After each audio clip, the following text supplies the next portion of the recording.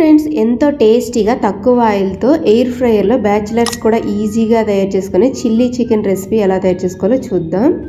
చాలా టేస్టీగా ఉంటుంది, అదేవిధంగా చాలా ఈజీగా కూడా చేసుకోవచ్చు. ముందుగా 400 గ్రాముల చికెన్లో కారం, 2 స్పూన్ల కార్న్ఫ్లోర్, అల్లం వెల్లుల్లి paste 1 spoon, pepper powder 1/2 spoon, salt రుచికి సరిపడా, dark soya sauce 1 spoon, egg 1 వేసుకొని బాగా మిక్స్ చేసుకోవాలి.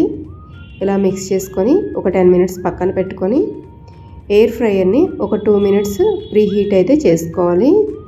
ఇలా ప్రీహీట్ చేసుకోవడం వల్ల నీట్గా చికెన్ అనేది కుక్ అవుతుంది. ఇప్పుడు మనం చికెన్ని స్ప్రెడ్ చేసుకొని పలుచగా ఆయిల్ ఒక 1/2 స్పూన్ వేసుకొని 200 సెల్సియస్ వద్ద 10 మినిట్స్ పెట్టుకుంటే కనుక మన చిల్లీ చికెన్ అయితే ఫ్రై అయిపోతుంది. చూడండి ఎంత జ్యూసీగా టెండర్గా అయితే ఉంది, బయట క్రిస్పీగా అయితే ఉంది. చాలా ఈజీ, బ్యాచిలర్స్ కూడా చాలా ఈజీగా తయారు చేసుకోవచ్చు. Please subscribe to my channel.